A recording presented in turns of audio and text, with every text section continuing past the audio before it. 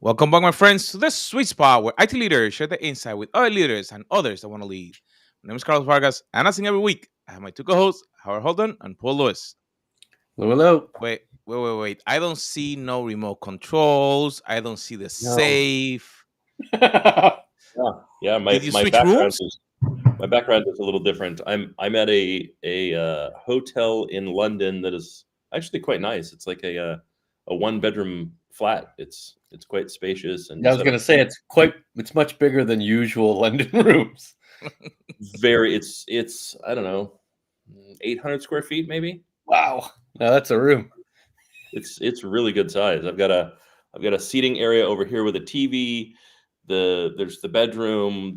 I'm sitting at a dining room table next to a full kitchen. It's Jeez. quite lovely. Is it a Marriott property? It is a Marriott. Of course, it's a Marriott property. If I get to choose, it's always a Marriott property, and I get to choose, so it's a Marriott property. Are you on the circle? Like where are you in the city, the relative area? I have no idea where I am relative area. I see. Did you brought your tasting carrying thing that I you did bring not. to the I conferences? did not. I did not.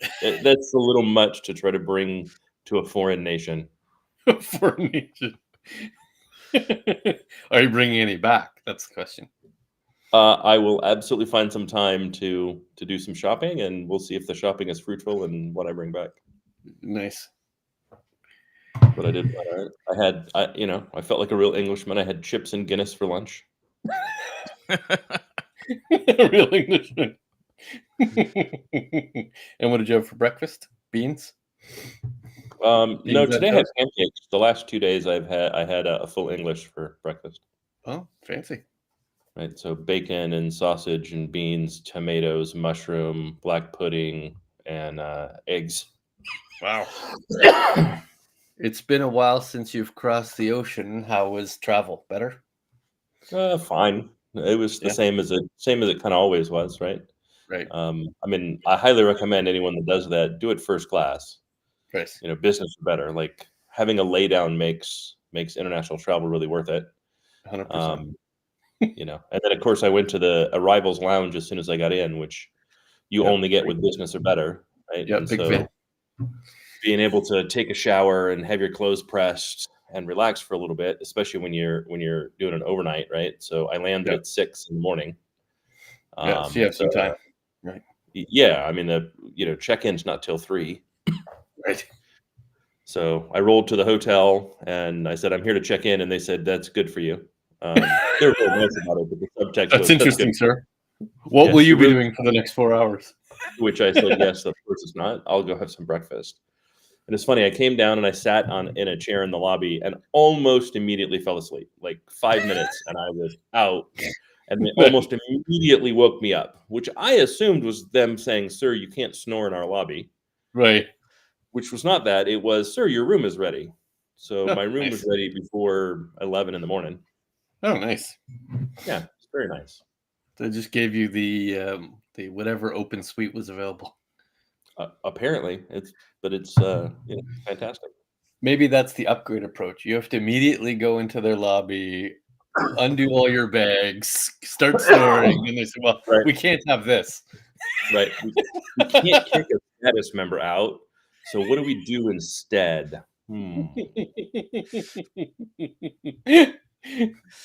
So is He that a looks like a homeless strategy? gypsy. That's a new It is strategy? definitely a strategy. It's definitely a strategy. It is now. It is now. We will be It was using a it from bug. this point forward. It was a bug before. It is now a feature. Now you have to pre-warn them. Okay, but you realize what's going to happen. I'm going to set up Right. encampment right there. Right. I'll be You're not gonna be snoring in texting- 7.5 minutes. I'm just warning you. And very loud conference calls. I'm just telling you now. Right. Loud conference call. That's a good one.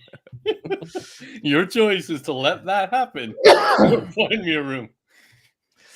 So I think that it's interesting that you mentioned that because that sounds like a negotiation. Mm. You actually probably went in and you're, hey, I'm here early. Can you get me in? I don't know you, but if I get somewhere early, I want a room. I don't care if it's big or small. I'm not gonna spend that much time. I want to be able to crash if it's an international flight, Like when we went to Israel, we literally arrived in the morning, and like you said, the room was until the afternoon, and we were like dying to sleep. Right. But on our roles, how much of what you guys as leaders, as CIO, CTO, is actually negotiating what's going to happen versus actually doing work? And when I'm saying work, I'm going to put it like we are technologists, and some people think that when you go up, you still need to be banging the keyboard. So, how Mm. much is the work versus actually leading or negotiating to be effective? Yeah, so I'll start by saying, if your team is more than 5 people and you're the CIO, you shouldn't be banging the keyboard doing work. Mm. You simply shouldn't. If it's more than 50 people, you absolutely unequivocally shouldn't, Mm. right? If your team is more than 50 people and you still feel like you need to bang the keyboard, you don't trust your people enough, right? Does that mean And that you probably need you to don't spend stay some time technical? analyzing. Say what? Is that mean that you then don't stay technical, understanding the technology as a hobbyist, or is it at work? Well, that's a personal choice, right? I still spend a lot of time with technology. I just don't spend a lot of time with technology at work, right? Yeah. I still work to keep my skills as relevant as I can keep my skills, right? Um, that has advantages for me, but that's because that's how my mind works, and how I'm built. I don't know that I would say that that's necessary for C-level executives at all. Um, does a COO need to know how to run the production line of the factory? I'm not sure that that would make any logical sense. Right? At the same time, I can point to many an occurrence where having the technical skills helped in the role of being a CIO or CTO. But again, I'm not sure that it matters how good your hard skills are. Well, I'll tell you where this came up as we were sort of pre-gaming this conversation. I was having a debate with a, pretty high-level technologist, but in fairness, they were an individual contributor, and they were concerned over the sort of return to office sort of mandate push. There was a pre-COVID, everybody comes to the office because we spent a lot of money, and then during COVID, where we think it's more productive if you're working at home, and then post-COVID, we think you should come back, right? Work from home versus return to office.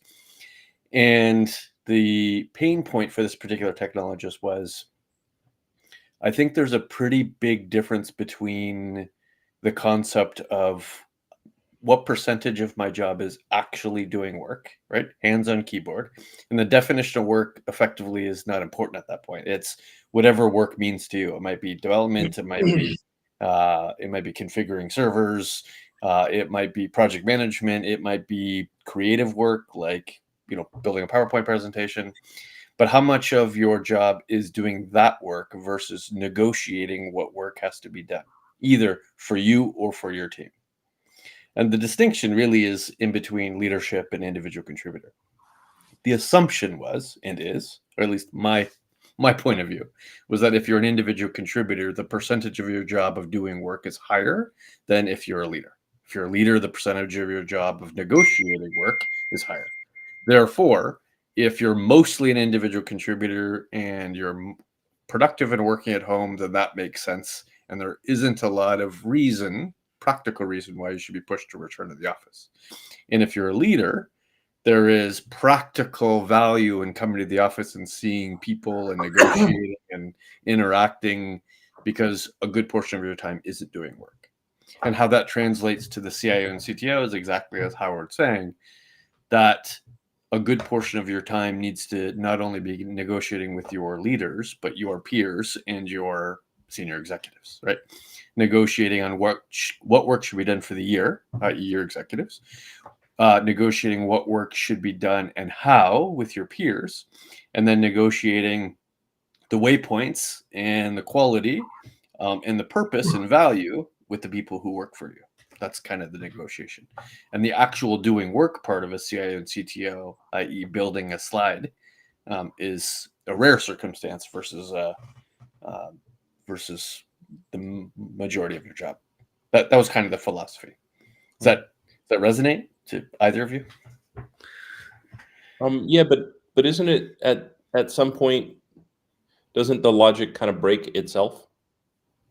Which point? Right. At some point, I have to negotiate what work gets done with individual contributors, plural. Mhm. And if that negotiation is why I'm in the office, then what you're saying is that negotiation is best done from within an office. In which case, doesn't everyone work from an office then? Yeah, I think my perspective was more the push to RTO feels more valid to me if you're a leader than you're an individual contributor. But if you have a whole bunch of individual contributors and you're saying thou shalt be in the office to do your individual work, that seems like a strange push. But I agree with you that effectively what you're saying is since your negotiation is with the individual contributors, then they kind of have to be there too. Maybe. Well, that assumes that I agree with your premise. I Right. don't agree with the premise that you need to be in the office to do that.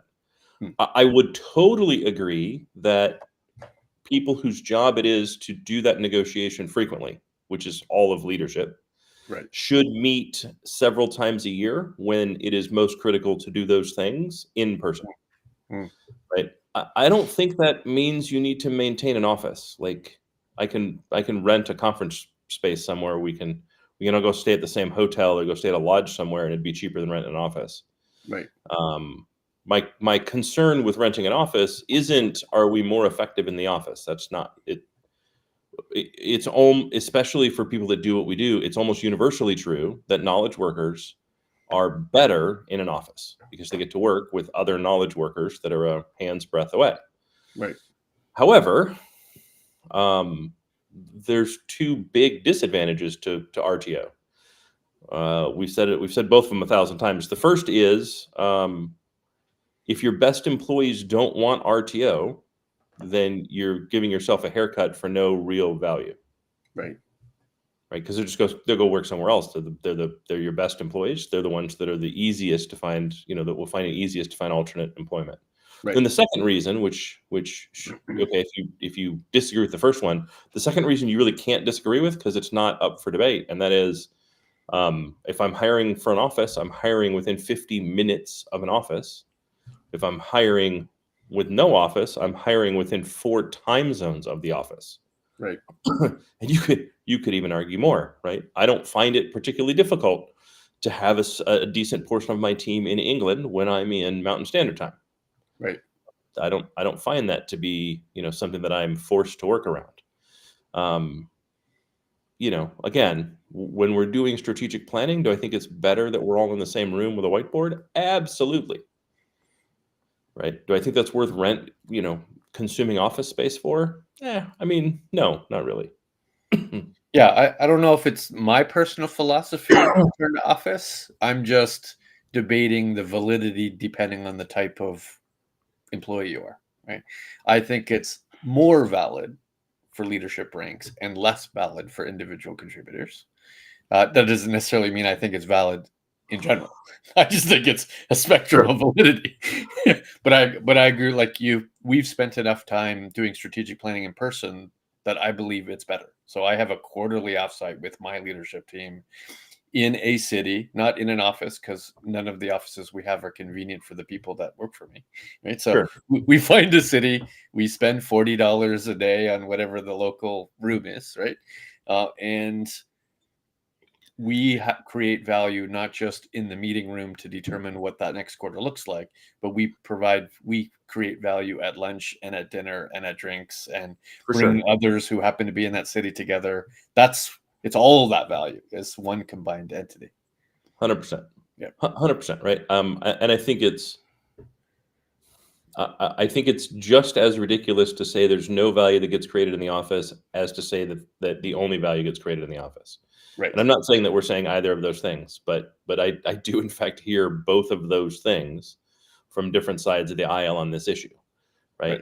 The frustrating part for me is I have yet to hear a staunch RTO advocate advocating for the reasons that we've laid out. Hmm. Right. Most of what I hear is we're paying all this money for office space and it is empty. Get your asses back to the office. Right. We're wasting Or electricity. right. Or we are bad leaders and don't know how to lead people that we can't see and touch every day. So get your ass back to the office. Right. Yeah. We're doubting productivity because we don't see you. Correct. Both of those are awful, horrible things. And I hope that if your organization does that and you're good, you go find someplace else to work. Right. Right. I mean, I hate to say it, but Broadcom is going down the exact path I expected Broadcom to go down. I don't know if you saw the announcement. The Mhm. announcement was get your ass back to the office. Right. Right. That was a really weird announcement because there was another one. ERGs, employee resource groups, Hmm. were also an alien thing for Broadcom. And specifically the CEO of Broadcom, who said, I don't know if I'm going to support them. Good luck. Interesting. Right. He said, they're alien to me. I don't know what to do with them. I don't know if I'm going to support them. Good luck. And Interesting. that's a broken culture right there. Right. Right. I mean, if you've got a CEO that's like, well, if I don't understand something, you can't do it. Yeah. Right. Not if I don't understand something, I'm going to endeavor to understand it. Then you're broken as an organization. Do you Right. find that there is a physical world culture and a digital world culture? So if you're in the business of being in the physical world, you have a bunch of manufacturing plants and you sell product, that you have a certain cultural and mental state and framing of how people should work versus a company that only creates and sells digital content and value. Sure. Yeah. Sure. I just don't agree with it. Like, Right. I don't agree that that's a decent excuse. I Because see. yesterday you viewed the world as one thing. If you were in manufacturing, you viewed the world as a physical space, and thus everybody needed to be in that physical space. Right. That's not the world that we're in, though. Right. That was your cognitive dissonance denying the reality of the world that you were in for as Right. long as you could. Right. So now you just people that are grasping onto that are doing so as though it is some lifeline, right? Mhm. A lifeboat in a sea that they're uncomfortable with, just going neener neener. I don't have to be comfortable with it because I'm the boss.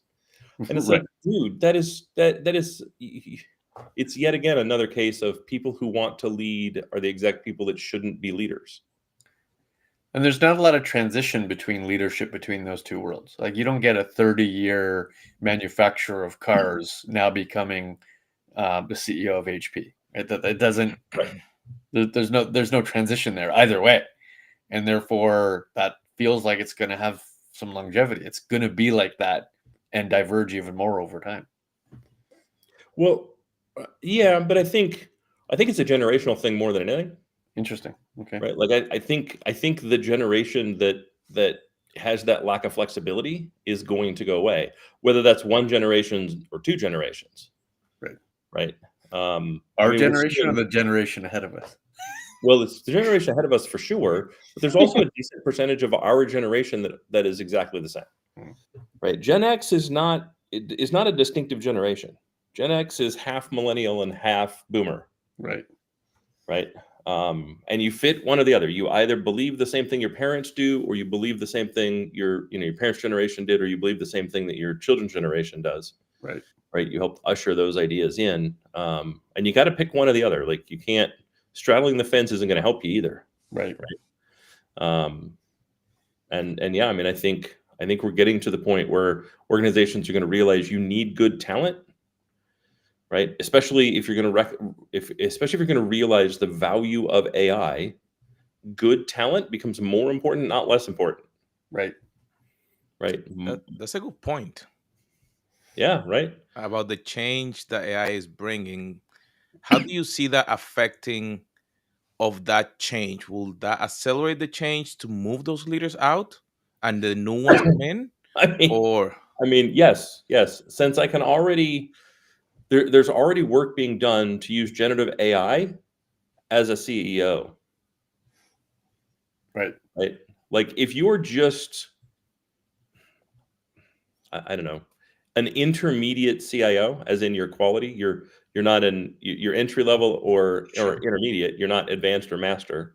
Right. You probably could be replaced by an LLM today. Like, Right. right? If you're not going to improve, why do I need you? Right. And I see a lot of C-level executives where my response has been for a long time, why do I need you? Does that make a difference where you are on the do work versus plan for work spectrum? In other words, if you're a CEO that spends more time doing work versus spending more time planning for work, then AI is much more likely to displace you. I don't think it actually matters. I don't think it matters either way. Right. I mean, an AI today can give you a rough strategy that comes from its learning from how many times all of the big 5 consulting companies have repeated, like all they do is repeat a message. So it knows that message. Right. Right. So it can give any company that strategy today, right now. No problem. You're telling me the same PowerPoint that comes from Accenture has been delivered to multiple companies? Is that what you're trying to tell me right now? Yeah. I realize you're being sarcastic, but just in case any of our viewers aren't aware, yes, that is 100% absolutely what they do. I concur. Right. And I know of companies that have received PowerPoint presentations on global corporate strategy from the Big 5, Googled the concepts and found slides where the slides were fundamentally the same, but the company was replaced. Right. That's not how, so the LLM already knows that, and therefore it can deliver the same thing. That's right. And if that's really all you're doing, if that's really the totality of your contribution, yeah, I can just replace you with an LLM. We think you should find more customers in new channels and reduce your expenses and overhead.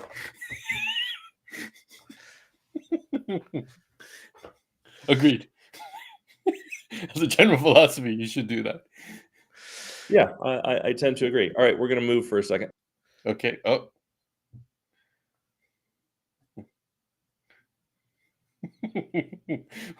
Why are we taking this tour of your office, your room? The housekeeping is at the door, and I need to be able to understand them, and I can't from 80 feet away. You're walking through a massive hallway in your hotel room. Oh, now we're on mute. There you go. This is what happens when you do it live. See, people think that we record and edit. This is not only what you get when you do it live, but what you get when you do it live in a hotel. Like, that's my hallway. I'm telling you, it's a big hotel room. 5-minute walk to the desk. Okay. So let's get back to CIO CTO. How would you define? I'll ask the question differently. What's the definition of doing work for a CIO CTO versus planning for work for a CIO and CTO? Like, what does work mean if we say do work? And by that I really mean you're not talking to somebody, you're not emailing, you're not on Zoom, you're clicking the keyboard, building something. What is the thing you're building? Yeah, but then the question that I would have for you is, since most of it, I don't think there's any conflict there. Most of it is negotiating the work that's to be done. Yeah, that I buy. Okay. The question then is documenting the result of that negotiation work, or still part of the negotiation? I don't know. You tell me. How would you define that as work, or would you define that as negotiation? No, I would define that as negotiating. Okay. Right. So does a CIO and CTO do any work? No. By that definition? No. No, I think it's all negotiation. Interesting.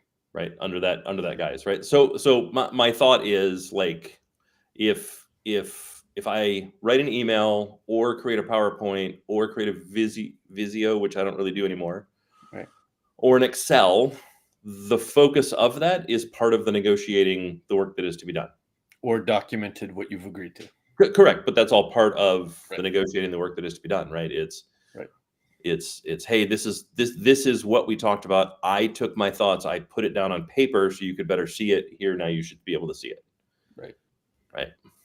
And so I think it's okay, maybe 10% getting work done, right?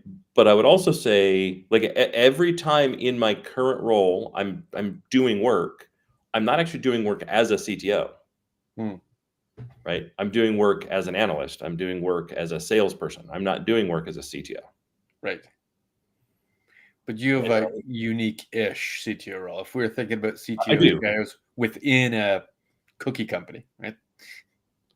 Yeah, yeah, Distinctly different but than an I mean, analyst. my answer would be the same. Yeah. Um, so Like at my you have last multiple roles, role, I guess, which isn't necessarily the same as most CTOs. no, but even in my last role, there were multiple times where I did work, but I did work that that was not, it was still, it wasn't part of my CXO role, Right. right? It was part of a role that was unfilled at the organization, undefined at the organization, didn't exist, and that I had experience in, and thus I was able to do that. Hmm. Right? Like designing a piece of software to do production planning and constraint management is not something that the CTO or CIO should be doing. Right. Right? I did that, but that's something that a business analyst should be doing. Right. I simply had the experience necessary to do that. I was capable of doing it, and so I did it. Right? So I would Yeah. still say I can't think of a time in the last some number of years where I did things that was doing work while wearing the CTO, the CIO hat, or the CTO hat, or the CISO hat. Like, and CISOs are probably the closest of the C-letter executives. CISOs probably do more work. Their percentage is probably 60-40. Hmm. Right? Because But that I've also work is said, evaluating incidents, creating policy, I, maybe not implementing technology, but everything other than the actual firewall rule. I mean, they might be red teaming and blue teaming. They might still be doing, implementing technology. The CISOs tend to be pretty technical, Hmm. right? And the department tends to be extremely underfunded, right? And so even Right. if the CISO's only a partial head, they tend to have come up through the ranks, right? And Right. thus are likely executing. They're likely executing on the job, right? And it may be something where they're executing by building GRC policies and configuring how those things are enforced, and maybe even specking the RFPs Right. and doing the initial conversations with Yeah. vendors, right? Sitting in the audits, answering Right, customer questions about the security maturity posture of the organization. right. Yeah. Okay. So if I'm doing more work through my hierarchy, then that work would be either the physical racking of a server or or programming a piece of code and or configuring some sort of SaaS software. That's all the doing work part. And you should be doing Sure. less of that as a CIO and CTO. None. You should be doing Yeah. none, right? And I And agree with you that really, anytime you're taking the CIO hat off or the CTO hat off, and you're putting on the engineer hat, yeah, you should see that as a negative, not a positive. does size of organization make a difference? Like what if you're a startup and there's 3 people and you're Like I said, right? If your team is less than 5, this doesn't apply. right, then you Right? have Maybe to. if your team is less than 50, this doesn't apply. But if your team is greater than 50, this absolutely applies. Yeah. Right. And yeah, because when your team is 5, when you're in a startup, it's all hands on deck. Yeah. Right. And you've heard me say many times, if I have a team of 50, I better only have work for 49 people. Yeah. Yeah. Because I'm not one of those people. I can't be. I don't have time to do the work that the team needs to Right. put together. And if you're saying the planning for work, i.e. the calls, the emails, the meetings, and the documentation of work, i.e. the status updates and or the project plans, is all part of the negotiation, then you're right. The only real work I would do at that point is content creation. Right. So something like this, what we're doing right now, Right. isn't work necessarily, isn't planning for work, but it is content that gets created. Right. It might be Correct. a blog, it might be a video, it might be whatever content that might make sense to deploy. Well, and if you think about it that way, then we go right back to that whole branding conversation that we've had in the past. Right. Right. And you both do work to build your brand and do work to build you as part of the corporate brand. Hmm. Right. Both of which are valuable today. Right. Right. Disney would get value from the CIO of Disney being well known. Right. And does. Right. Same for Coca-Cola, same for, anybody. I could argue, and have argued several times, that whatever content I create or the work I do in order to improve my personal brand is for the benefit of the company that I'm working for at the moment. Also, To some percentage. Yeah. What percentage wouldn't? If I have a political opinion that the company doesn't particularly No. No, but everything has a percentage. Like nothing's 100%. Sure. Right. Everything that's public has some percentage of value for you as the individual and some percentage of value for the company. So Right. there's very, It's something greater than zero at the very least. Yeah. Is the reverse true? So if content you're producing for the company isn't 100% valuable to the company, always No, it's still some percent valuable to your brand. Right. Of course. It's part your brand, it's part company brand. It's, it Right. always, that's why I can't understand executives that have no external presence. Right. I just don't get it. Like you're not managing your brand, you're not helping the company manage their brand. What are you doing? Right. Right. I get you're doing other things. It doesn't mean that that's the only thing that has value, but it has so much value to you as an individual that you should be doing it to some percentage. I don't know what that right percentage is, right? But and it varies from company to company. But you should be doing it some percentage, right? And that's about as close as it gets, I think, to doing work for a C-level executive. Right. Right. So now that you said CEO that, might be a little different, especially if you're doing fundraising. Right? See, the CEO is so much a salesman, a hustler, that you can easily argue there's a lot of that is doing work. Right. so thinking about that, if you look at the technologist, they think that the banging on the keyboard is work. How do you manage the expectations that as a leader, like you described, now you're still their technology, a vertical leader, Mm-hmm. but then their expectation of work, it was the value that you bring about the technologist versus now that you're doing something different. How do you manage those expectations and help them understand the difference? The only way that your role makes sense is you can do something that no one else in the company can do, and that something is necessary. Right? So if you're doing engineering work as a CTO or a CIO, then you're making a huge mistake because you've hired other people to do that so you can focus on being a CIO and CTO. Yeah. Right. And so unless the job of a CIO or CTO at your organization is completely done and there is no more work that you could do, you should not be acting as an engineer for any percentage of time.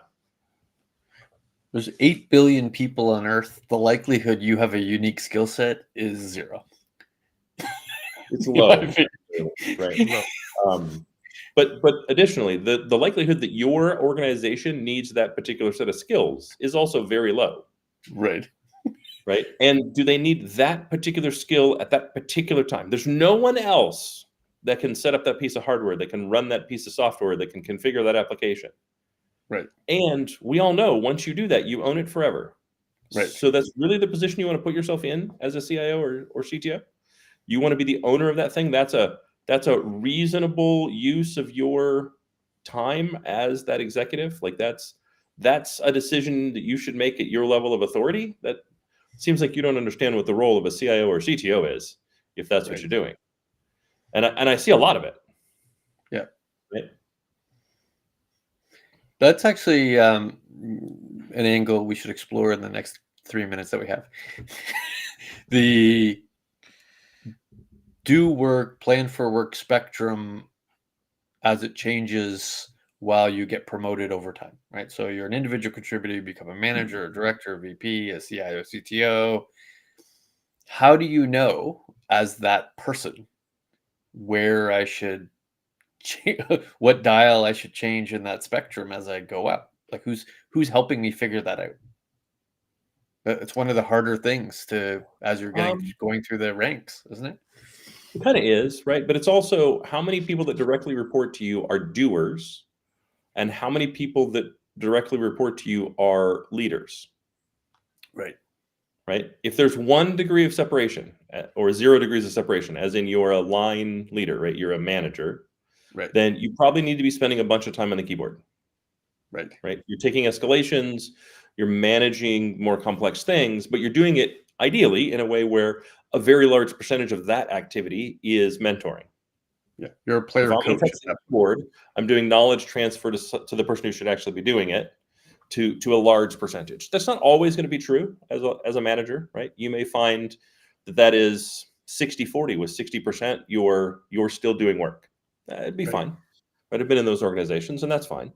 Director, now you have a degree of separation, right? Or senior manager, you may have a degree of separation where the people who report to you are all managers. Right. Director, you might have 2, right? Only senior managers report to you, and then managers, and then individual contributors, right? And the further you get away, the more degrees of separation. And so it should almost be like an exponential reduction. If it's 60-40, right, then it's probably 40-60, then it's probably 20-80, then it's probably 10-5-0, something like that. These are big dial changes, not small dial changes. Correct. They're big dial changes, right? If you're a VP and you're still sitting at the keyboard doing work, you're neither mentoring nor managing your people, much less leading them. You're not a VP at that point, in title alone. Correct. Yeah. Right. And let's also keep in mind, I don't give out orders. Right. I may say, hey, this is the decision on strategy. If I have to give out an order, it's a bad day for me. I'm upset. That means my leaders, the people that report to me, have failed. Right. They should not need orders. Right. Right. They should know how to implement a decision. Yeah. Correct. They should need decisions. These are the decisions that have been made. This is the strategy we're going with. Right. This is what that strategy means. This is how I think that should kind of play out. Not how it should be executed, but kind of what the net result is at the end of executing that strategy, right? This is the reason why we did that. The reason why this strategy decision was made was because of this. Like I'm good with all of that. I'm really not good with, no, you will do this way. I don't like that. That's right. That's not a good use of a executive, right? And it, I see it a ton. And I think technology leadership makes this work for us, makes this worse for ourselves. We have a habit in technology of promoting individuals into higher ranks before the organization chart makes sense to do that. And we do that because of longevity in the career, right? So we'll take somebody who's been a manager for 10 years, has the exact same organization, and give them a director title. But their organization doesn't change because they have the tenure to support it. Yeah. But now we've titled them director. We kind of have an expectation that they do things differently, yet they have the exact same team with the exact same job, delivering the exact same value. And we do this all the time. Sometimes we'll make them a VP. We'll make them, we start promoting the individual by not changing their team and having different expectations, and they don't know what to do. I see that happen time and time again. I do. I don't think it's as much a problem when it's small organizations, but at large organizations, it's a huge problem. Right. But it's hard to change our expectation of that individual while they still have the same output mandate. Right. They still have the same 10 people delivering the same product they always have been doing. Yeah.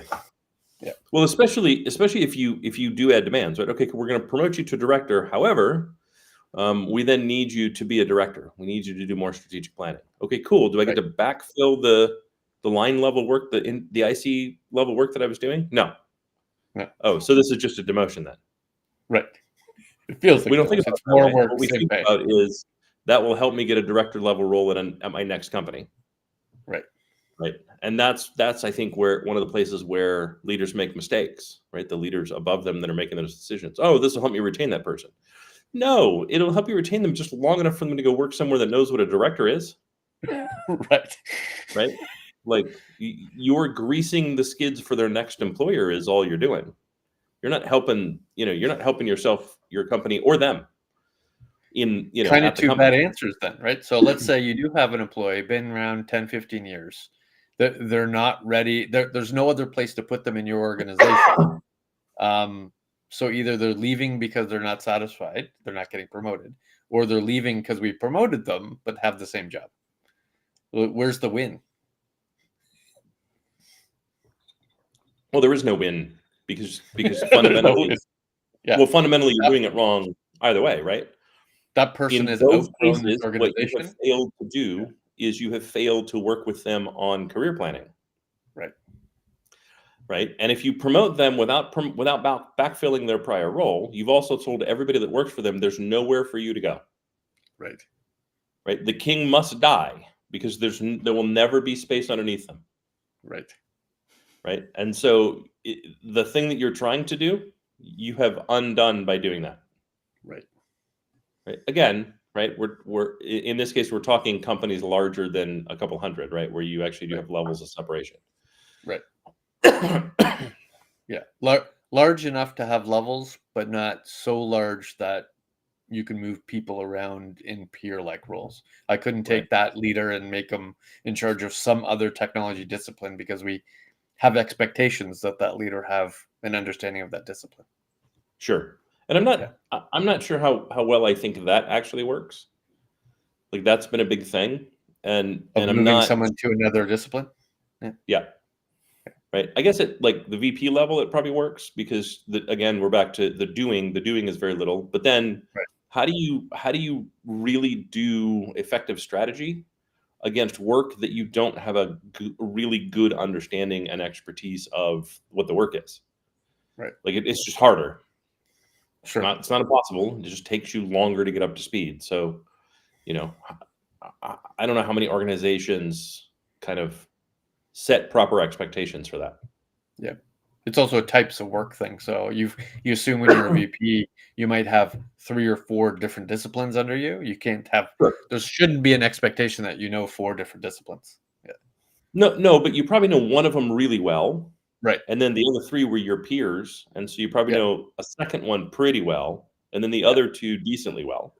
Right. Right? But there are organizations that do like lateral moves, right? Right. They'll pick you up and move you to something you have no experience in, and it's Like like, the well, I VP mean, of PMO out and put him as the VP of infrastructure. It's clearly correct, not. Yeah. correct, right? And no, while I understand what you're trying to do as an organization, you're creating an awful lot. You're force creating an awful lot of generalists. I don't know that Right. that's ever been successful, Right. right? All right, Carlos. What do you think about doing work versus playing for work? It definitely is a distinction, uh, that when you said that there's different roles, I've seen roles like you said with the title of VP, but they're asking you for you need to have 10 years of Java development experience and you should know all. I'm like, wait, are you leading or are you coding? Which one are you doing? And that's actually, like you mentioned, it's a challenge that our industry has, and that's why sometimes there's so much trouble and the projects doesn't get delivered on time because you're not leading them correctly, and then the people that need to code don't know what the heck to do, because I'm like, okay, so if you're doing it, then I'm not doing it, then I'm just watching you. So that was a really good one to take some notes, go back, highlight the transcription. So my friends, it's awesome to have you here, and as Paul and Howard mentioned, take the time to understand, are you still banging the keyboard on your role and you have gone up from just being a technologist? Now you should start saying, hey, probably I need to delegate a little bit more so I can focus on the next level so I can grow. If you're still on the bottom and you're growing and you're a technologist, say, okay, that's where I want to go. How you should be mapping out your career, that is not about doing less work, is different, is shifting what you're doing. Now you're more strategic versus the technology. So, my friends, we'll see you on our next episode.